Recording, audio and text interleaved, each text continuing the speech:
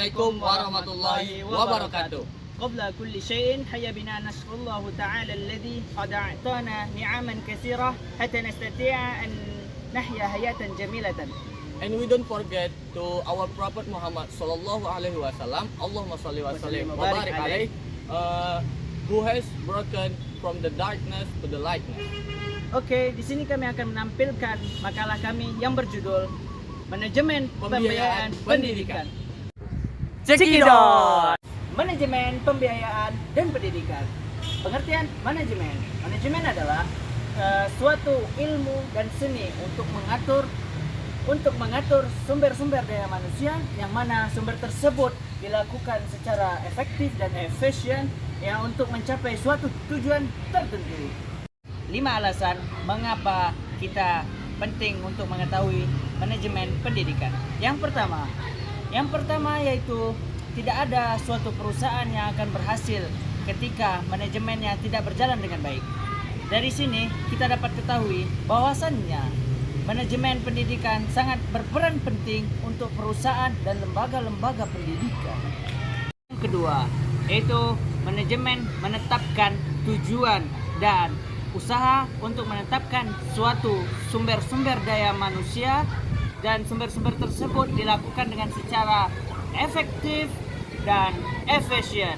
Jadi di sini yang dapat kita pahami, manajemen memerlukan tenaga atau wawasan dari manusia, maka dari itu manajemen pendidikan mengadakan sumber-sumber daya manusia dan sumber-sumber tersebut dilakukan secara efektif dan efisien. Yang ketiga, manajemen mengakibatkan suatu tujuan dan hasil secara teratur. Jadi yang dapat kita simpulkan, suatu lembaga pendidikan dan perusahaan akan mencapai hasil secara teratur dikarenakan manajemennya baik. Yang keempat, yaitu manajemen memerlukan kemajuan dan pertumbuhan. Jadi dalam suatu lembaga pendidikan dan perusahaan tergantung kepada manajemennya tersebut.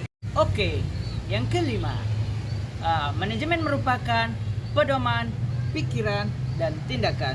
Jadi manajemen memberikan pedoman kepada lembaga-lembaga pendidikan dan kepada perusahaan. Pengertian pembiayaan pendidikan. Pembiayaan adalah suatu penyediaan dana yang diberikan oleh lembaga-lembaga pendidikan, perusahaan maupun organisasi, yang mana dana tersebut diberikan kembali kepada lembaga-lembaga pendidikan dan perusahaan-perusahaan maupun organisasi berupa dana defisit maupun unit. Selanjutnya, pembiayaan pendidikan. Pembiayaan pendidikan adalah suatu hal penting untuk meningkatkan mutu kepada mutu lembaga-lembaga pendidikan. Baik, di sini saya akan menjelaskan konsep dasar manajemen pembiayaan pendidikan. Konsep dasar dalam pembiayaan pendidikan yaitu adalah suatu kegiatan atau suatu proses pembiayaan di dalam pendidikan yang meliputi bagaimana apa yang dibiayai dalam pendidikan, siapa yang dibiayai dalam pendidikan, dan mengapa dibiayai di dalam pendidikan. Selanjutnya adalah teknik-teknik dalam manajemen pembiayaan pendidikan. Teknik pembiayaan pendidikan yang diberikan oleh pemerintah lebih mengacu kepada proses-proses atau standar-standar yang diberikan kepada organisasi sekolah, sehingga biaya yang diberikan oleh pemerintah kepada organisasi sekolah lebih meningkatkan mutu dan kualitas pendidikan. Oke, kita masuk kepada prinsip-prinsip manajemen pembiayaan pendidikan. Pembiayaan memerlukan suatu prinsip-prinsip menurut Undang-Undang nomor 20 tahun 2003 menjelaskan metode pendidikan nasional pasal 48 yang mana penyelenggaraan pembiayaan pendidikan telah tertera sebagai berikut. Yang pertama yaitu transparansi. Apakah itu transparansi? Transparansi adalah keterbukaan. Keterbukaan dalam apa? Keterbukaan dalam bidang manajemen keuangan. Yang kedua, efektivitas. Apa itu efektivitas? Efektivitas adalah tingkat sejauh mana tujuan dan sasaran tercapai. Dalam hal ini, hal yang dikemukakan atau hal yang sesungguhnya dapat tercapai dengan baik. Yang ketiga yaitu efisien. Apa itu efisien? Efisien adalah perbandingan terbaik antara masukan dan keluaran, antara daya dan hasil. Yang terakhir, keempat, yaitu akuntabilitas. Apa itu akuntabilitas?